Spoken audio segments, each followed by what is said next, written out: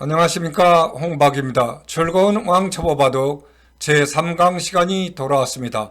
할로 따냄 착수금지 3, 죽음 패, 집 공배, 빅 동영반복, 이 10가지의 바둑의 기본 개념을 여러분들이 안전히 아시고 계신다 믿겠습니다. 만약에 모르신다면은 왕초보바둑 제1강을 다시 반복적으로 들으면서 이 10가지 개념을 완전히 자기 것으로 하기를 바랍니다. 오늘은 실질적으로 바둑을 둘 때에 필요한 지식인 포석, 정석, 중반전, 끝내기, 이 4가지를 안전히 배우면은 실전을 스스로가 하셔가지고 이 개각까지 할 수 있는 가장 실질적인 바둑의 지식이라고 할 수 있겠습니다. 포석의 요령을 한번 알아볼까요? 집 짓는데, 세력을 확장하는데, 전투를 하는데 가장 유리한 곳에 둔다. 이 3가지 개념을 여러분들이 항상 기억하시면서 바둑을 두신다 하면은 포석의 실력이 쭉쭉 늘어난다 할 것입니다. 자, 바둑판에 가서 알아보시죠. 바둑이 포석이라는 개념이 언제 생겼는지는 알 수가 없습니다. 4000년 전 바둑이 요임금에게서 처음 발견됐을 때 포석을 사용했는지는 모르겠는데, 포석이 처음 등장한 이 바둑판의 기본은 지금 여러분들에게 보여주는 900년 전의 망우 청약집이라는 그러한 이 바둑책에서 이렇게 기보가 처음으로 등장을 하게 됐어요. 이것은 삼국시대 때의 손책가 여범이 오나라 사람이죠. 2000년 전에 두어진 기보라고 소개를 했는데, 그것이 2000년 바둑인지는 모르겠지만은 적어도 이 책이 발간됐을 때는 900년 전이니까 적어도 900년 전 이전에는 포석이 있었다. 여러분들에게 이렇게 홍박이 말하고 싶습니다. 지금 보면은 이 바둑이 처음 시작할 때 이 4점은 중국에서 치석으로 깔았어요. 근데 깔은 거가 백이 먼저 이렇게 깔려 있어요. 그래서 백이 먼저 두는 그러한 바둑이 처음에 시작됐다. 이렇게 여러분들이 아시면 되겠네요. 한번 이 가장 오래된 바둑의 포석을 한번 따라가 보시겠어요? 네, 이렇게 3선에 이렇게 4선에 그 상식적인 그 포석선을 지켜서 여기 2선에 둔 것은 약간 상식에 벗어났지만은 특별한 경우에는 둘 수 있다라고 했죠. 그래서 이렇게 포석이 3선, 4선에 이렇게 오래전에 이미 중국에서 두은 걸 보면은 이 포석선, 세력선과 이 실리선이 바둑에서 가장 중요하다는 것을 여러분들이 알 수 있겠죠. 이런 형태로 해서 바둑의 포석이 진행이 되었습니다. 이것은 여러분들에게 가르쳐 주려고 소개하는 게 아니고 이러한 것이 아주 오래전에 이미 포석이 있었다는 것을 알려드리는 것입니다. 중국의 기보가 가장 오래됐고 그 다음이 한국이죠. 그래서 조선시대 때에 우리가 바둑의 기록은 없지만은 그러나 조선시대 때에 이 바둑을 처음에 치석을 깔고 17개를 미리 깔고 두는 바둑을 순장바둑이라고 하는데, 지금 이러한 순서대로 먼저 17점을 까는 거죠. 이렇게. 그래서 이렇게 16점을 깔고 마지막 이제 하수가 이렇게 한 점을 두는 것까지는 꼭 정해져 있어요.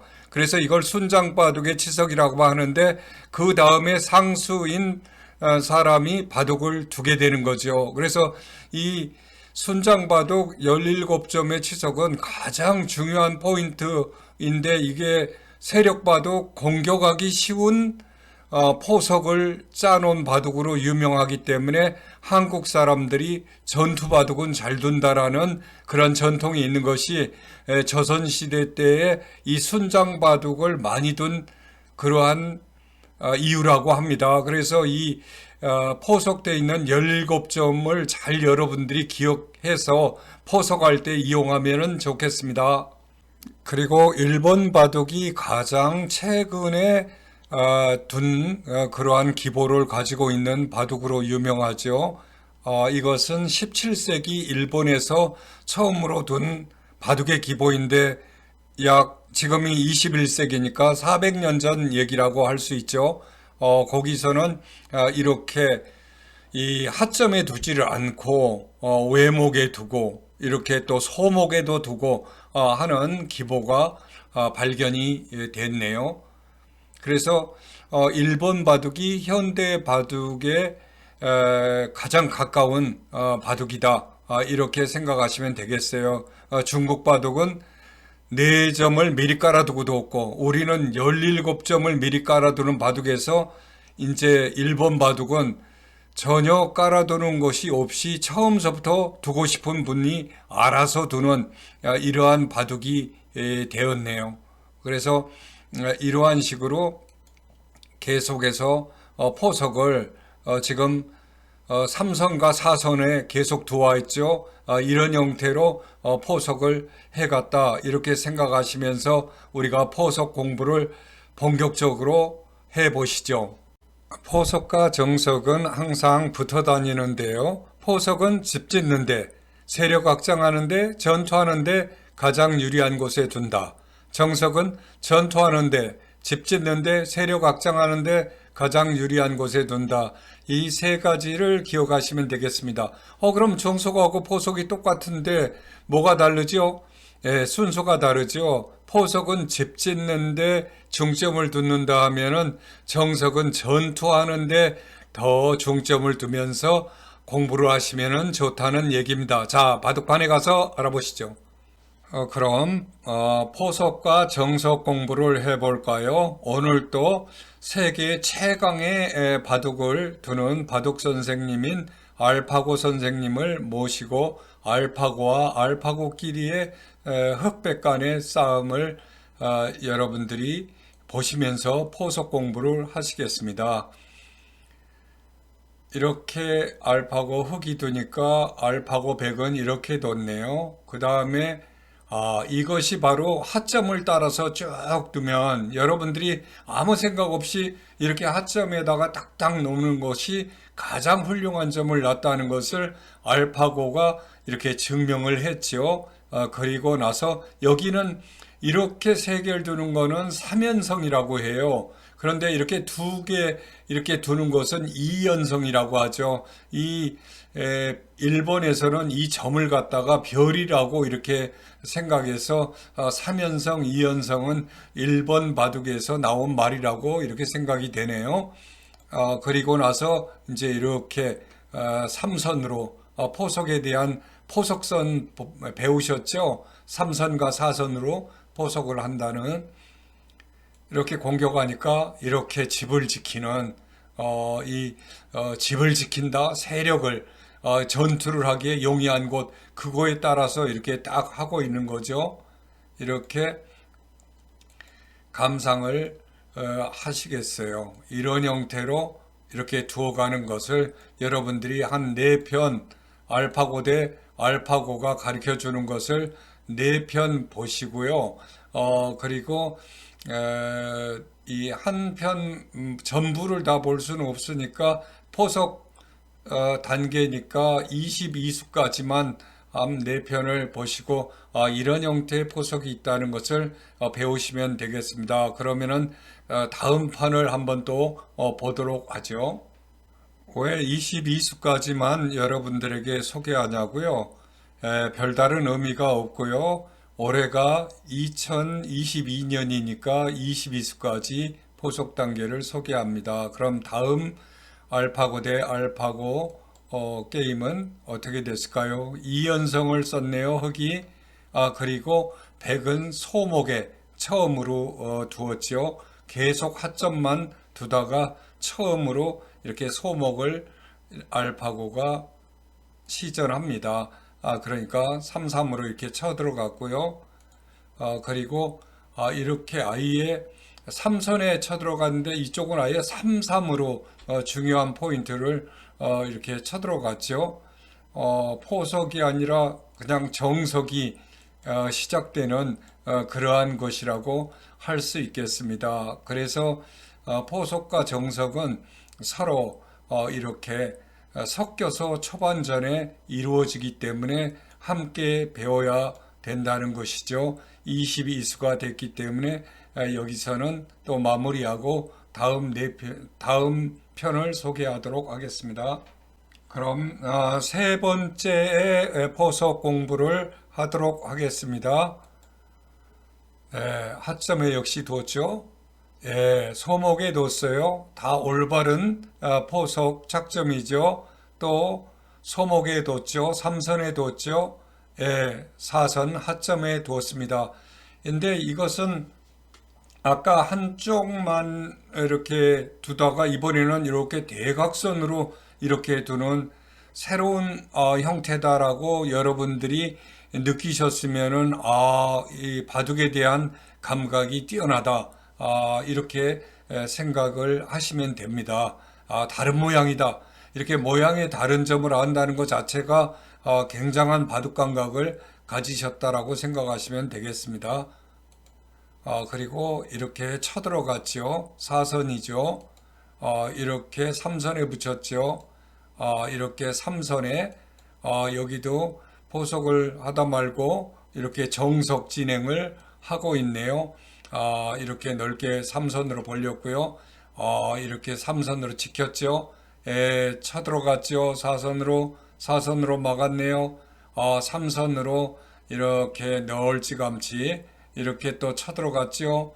또 이번에는 정석을 시작하려고 5선으로, 그러나 3선으로, 4선으로, 그리고 또 5선으로 이렇게 포석과 정석 단계가 오락가락 하네요. 22수가 됐으니까 다음 마지막 한 편을 보도록 하시죠.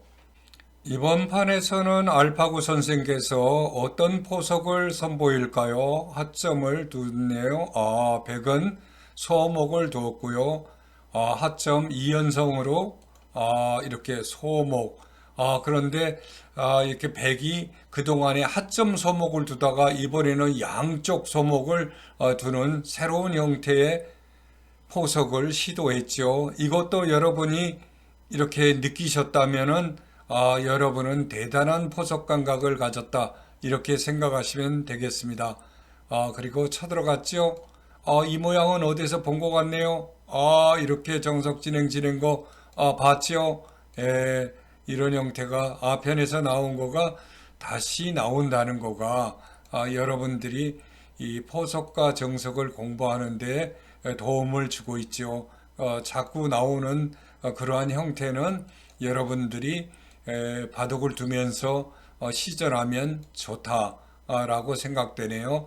이렇게 22까지 해서 포석 공부는 끝났고요. 정석 공부를 이 네 편의 바둑을 토대로 해서 더 연장선상에서 전투를 하면서 집을 지키는 이러한 것이 정석 공부예요. 포석 공부는 넓게 전체를 보는 공부가 포석 공부라고 한다면, 정석 공부는 이렇게 좁은 방면에서 요 부분에서 변화가 어떻게 되느냐, 요 부분에서 변화가 어떻게 되느냐 하는 것이 정석 공부라고 하겠습니다. 그러면 우리가 정석 공부를 하러 가시죠. 포석 단계에서 알파고 선생께서 보여준 두 번째 그 판의 그림을 여러분들 바둑판에서 보시고 계시고 있죠. 22수까지 했죠. 그 이후에 진행이 어떻게 됐는지 보면 이렇게 띄고 이렇게 진행하는 것이 이 부분에서 정석 진행이라고 하겠습니다. 24로 하니까 흑은 단수를 쳤죠. 이어야 되겠죠. 그 다음에 단수를 치면 어떻게 해야 되나요? 백은 정석에서는 이렇게 이쪽을 이렇게 쳐들어가야 된다라고 가르쳐 주겠습니다. 그러면 흑은 101점을 따겠죠. 이때 백은 쳐들어갑니다. 막아요. 단수를 치면 안 이을 수가 없죠. 이어야 되겠죠. 이렇게까지 하는 정석이 있다는 것을 알파고 선생께서 실전에서 보여줬죠. 그 다음 더 진행해 가보죠. 이런 식으로 중반전 전투를 하면 여기서도 또 정석을 보여주죠.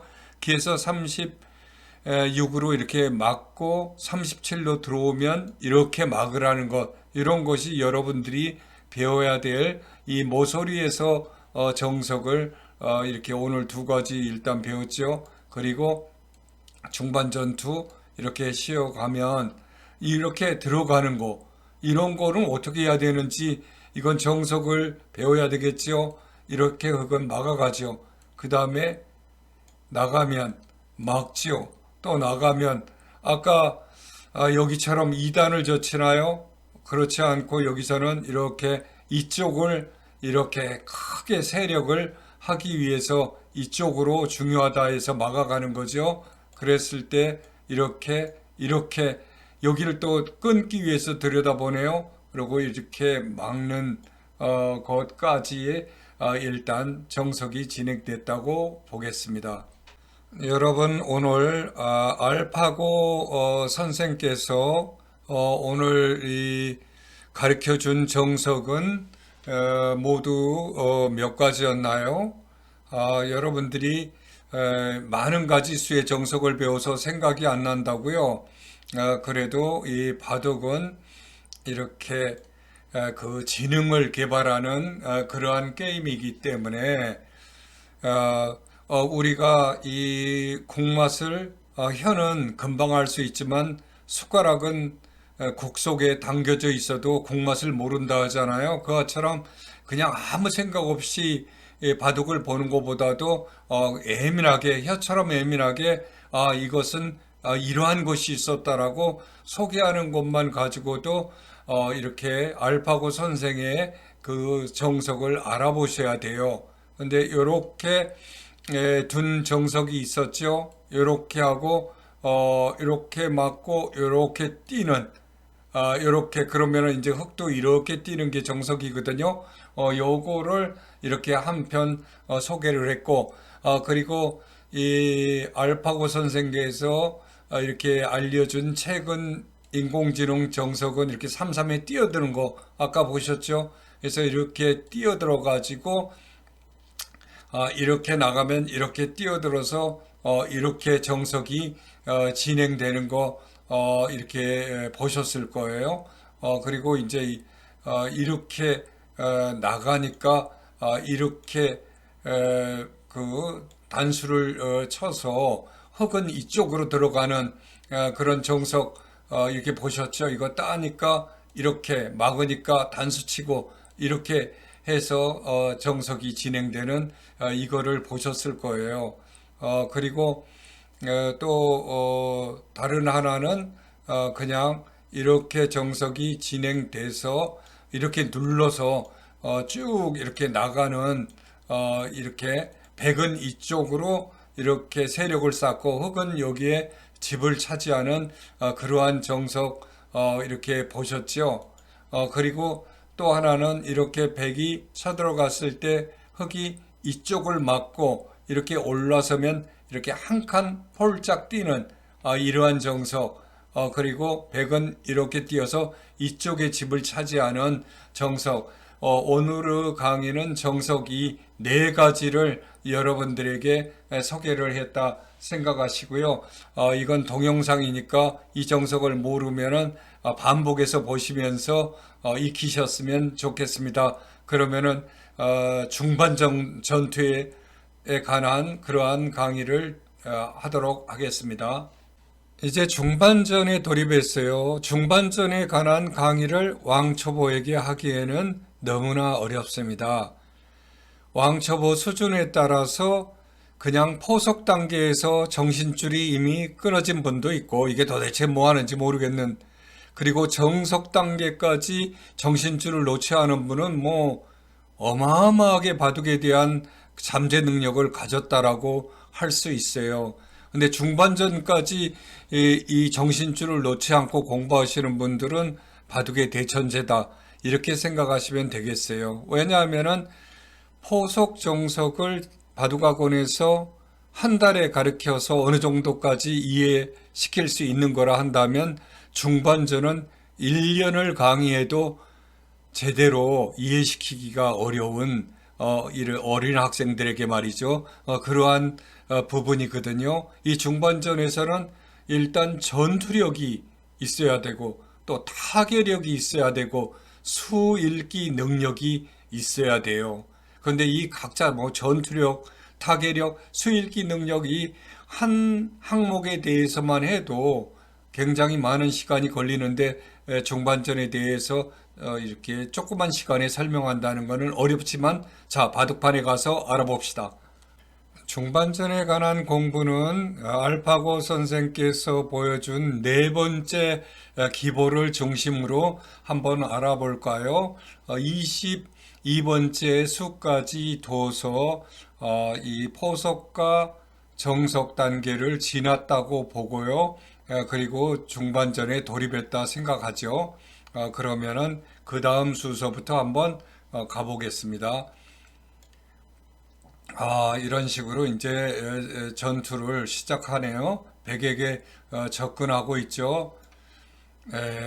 좋은 수네요. 이 흑 두 점을 백이 공격을 하겠다. 이렇게 나오네요. 그러니까 이쪽에서 이 두 점은 살아있는 돌이다라고 생각하고 이쪽에서 이 백두 점을 오히려 공격하려고 하고 있죠. 그러니까 정말 안 도망가겠느냐 이렇게 하면서 두 점을 백이 둘러싸는 거죠. 멀찌감치서 이렇게 싸가고 있네요. 그러니까 이쪽의 백은 안녕한지 흑이 물어보네요. 그러니까 이쪽의 백이 준비가 다 돼 있다 이런 식으로 반응을 하는 거죠. 그러니까 흑이 이쪽 집은 확실하게 확보하겠다. 이렇게 나가는 거죠. 그러니까 백을 펄짝 뛰어서 이쪽하고 연결을 깨하고 있네요. 이러니까 정말 안 도망가니까 내가 그럼 한 점을 잡겠다. 이렇게 생각하는 거죠. 그리고 이제 두 점은 안전히 포위됐다. 잡혔다. 이렇게 말을 하죠. 두 점 잡혔다. 이렇게 백이 말을 하는 거죠. 그리고 이 흑은 두 점 상관없이 이쪽을 잡는 게 더 집이 크지 않느냐? 집 크면은 이긴다. 이렇게 하니까 백도 안 되겠구나, 움직여야 되겠구나 하면서 이 약한 부분을 이어갔네요. 그러니까 흑이 이쪽도 기도 안녕한지 한번 물어보죠. 그러니까 백이 그쪽은 안녕하다 이렇게 대답을 하고 이쪽으로 오히려 막아서 이쪽 흙집을 견제하고 있죠. 그러니까 정말 안녕한지 흑이 끊고 물어보죠. 그러니까 전투가 벌어졌죠. 여기서 두 점을 살리지 않고 이쪽 집을 확보하면서 이 104점을 공격하겠다. 이렇게 생각하는 거죠. 그래서 중반전 이거는 도망가지 못하게 안전히 잡아놓은 거죠. 그래서 이쪽도 흑이 자신의 집도 확보하면서 이 4점을 공격하는 그러한 점에 두었어요. 그러니까 4점이 도망가야겠죠.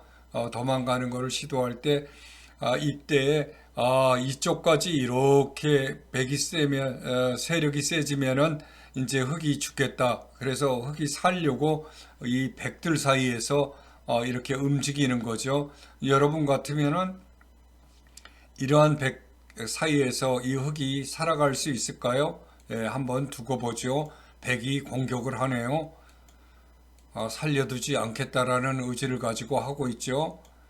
그러니까 이렇게 수일기가 된 수를 이렇게 콕 이렇게 사이에 끼워서 흑이 이렇게 백에 응수를 물어보죠. 그러니까 백이 위에서 막으니까 이렇게 아까 보셨지만은 이렇게 양단수가 될 수 있는 부분을 흑이 찔렀죠. 그러니까 백이 이렇게 단수가 되지 않게 하니까 흙이 뻗어서 이 세 점을 공격하는데 이때 이쪽을 백은 막았어요. 약점이 되죠. 이렇게 끊고 또 약점을 물어보네요. 백은 이렇게 살아야겠죠. 이렇게 해서 백세점을 공격하는데 끊어지면 안 되죠. 이렇게 해서 두 점을 잡았어요. 이 흙 두 점은 잡았지만 흙이 이렇게 타고 올라와서 백이 공격해도 이쪽 세 점을 공격하는 거죠.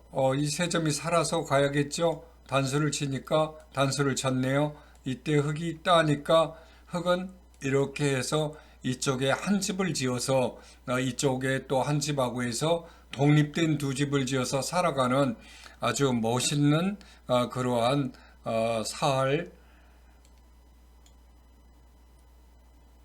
사활을 보여줬죠.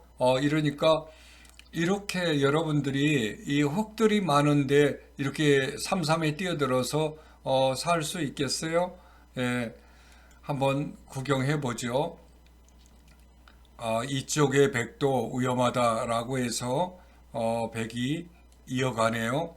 그러니까 흙은 이쪽도 문제가 있다. 여러분들이 보기에는 전혀 문제가 없는데 이 흙이 이렇게 지키죠. 백은 달랑 이렇게 흙들이 많은 사이에 하나가 와 있는데도 이 흙이 튼튼한데 지키는 이유를 여러분들이 아실 때까지 바둑 공부를 해야 되겠죠.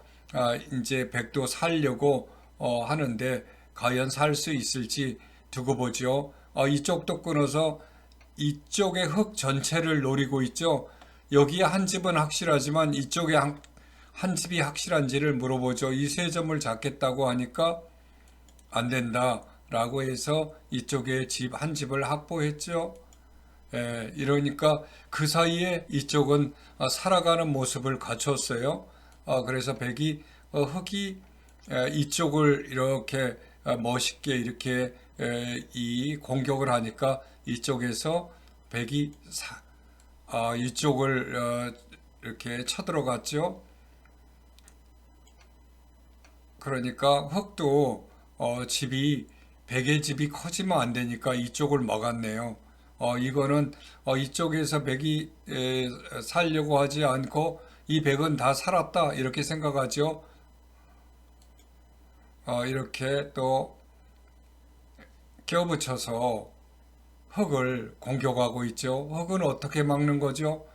이 기술을 한번 배워야죠. 이렇게 막죠. 백이 넘어가라고 그냥 하는 거예요. 여러분도 이런 경우에 사용하면 좋겠죠. 그러니까 백이 이쪽 백하고 차단을 하니까 그때서야 이 백이 안전하게 살았죠. 좋은 기술들이 많이 나오네요. 이쪽도 백이 한 칸을 펄짝 띄어서 사는 모양을 갖추고 있어요. 이러한 기술은 여러분들이 배워야 되겠습니다. 이 흙은 계속 안 도망가니까 이 백이죠. 백이 안 도망가니까 흙이 이렇게 막았죠. 이쪽은 이제 흙이 안전히 사는 모양을 갖췄군요. 이렇게 해서 중반전이 계속적으로 시작된다라고 할 수 있겠습니다. 이쪽의 흙 모양도 이제 살아가는 모양을 갖춰서 좀 빨리 진행해 볼까요? 이런 형태로 진행이 계속 되겠습니다. 흑백 간의 이 공방은 계속적으로 이 여러분들이 볼 때에는 이 흑과 백이 왜 이렇게 하나라고 하지만은 사실은 자신의 문제를 보완하고 상대방의 문제점을 계속 추궁하면서 공격과 타개가 계속되고 있는 거예요.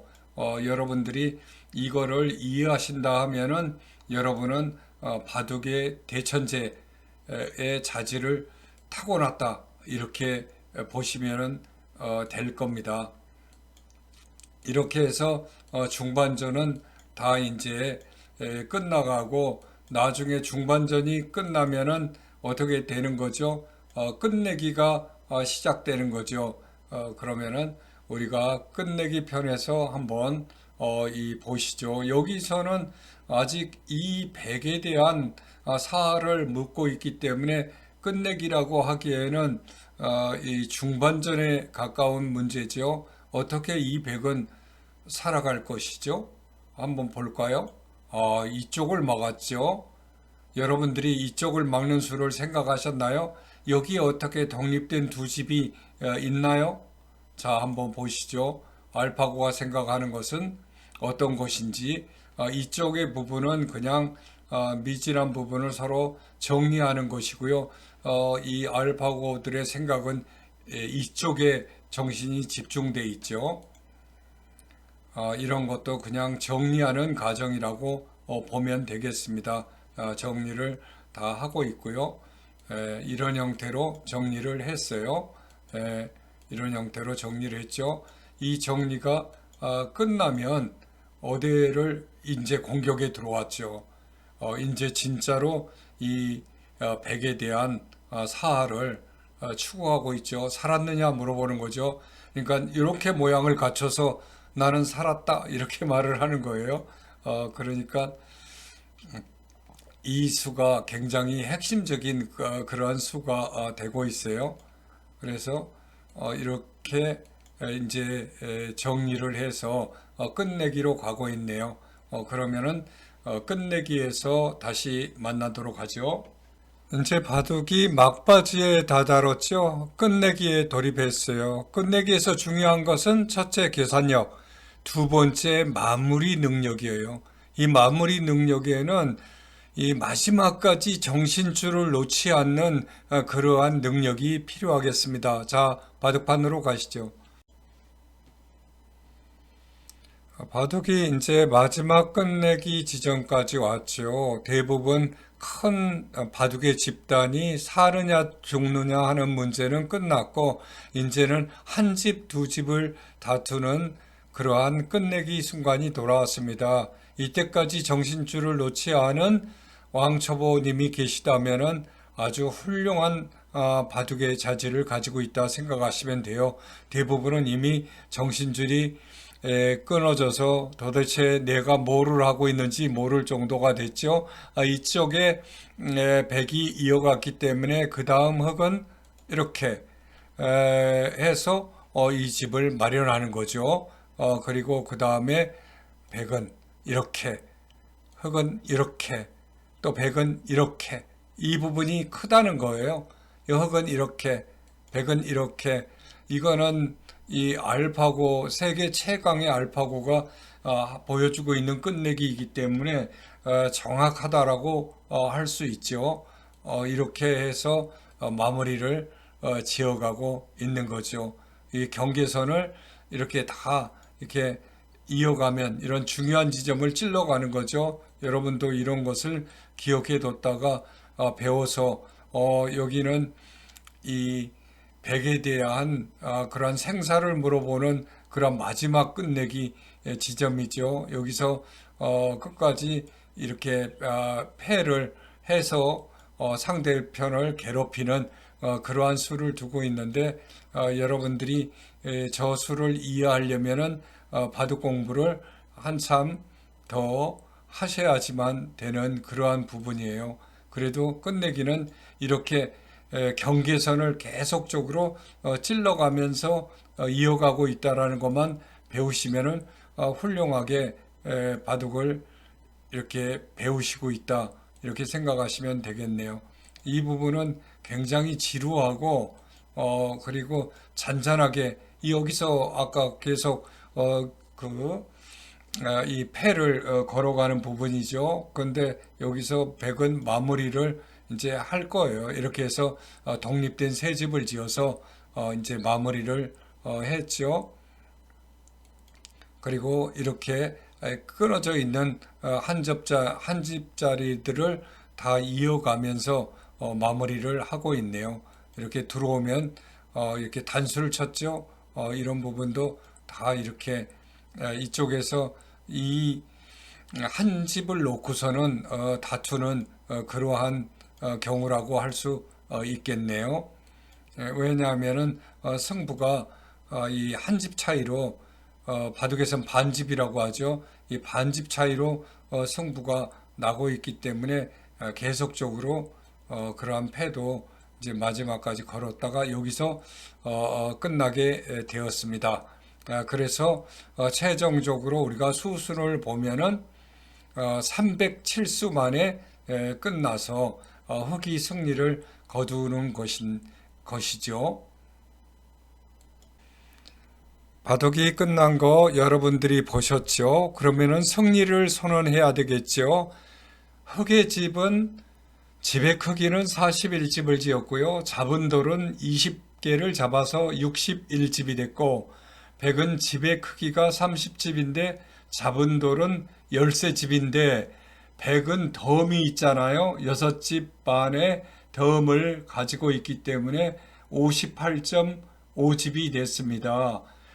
왜 6집 반의 덤을 정했냐고요? 그거는 흑이 먼저 바둑을 두기 때문에 백이 나중에 두기 때문에 불리하다 해서 그 불리한 점을 규정으로 해서 6집 반을 주면은 승부가 되지 않겠느냐 했고, 그러면 6집이나 7집을 주지 왜 6집 반이라고 했냐 하면은 6집이나 7집을 주면 무승부가 되는 경우가 많기 때문에 반을 적용해서 승부가 무승부되지 않는 것을 막기 위해서였습니다. 그래서 알파고 대 알파고의 바둑은 흑이 2집 반승을 했습니다. 여러분들 끝까지 공부하시느라고 수고 많았습니다. 감사합니다.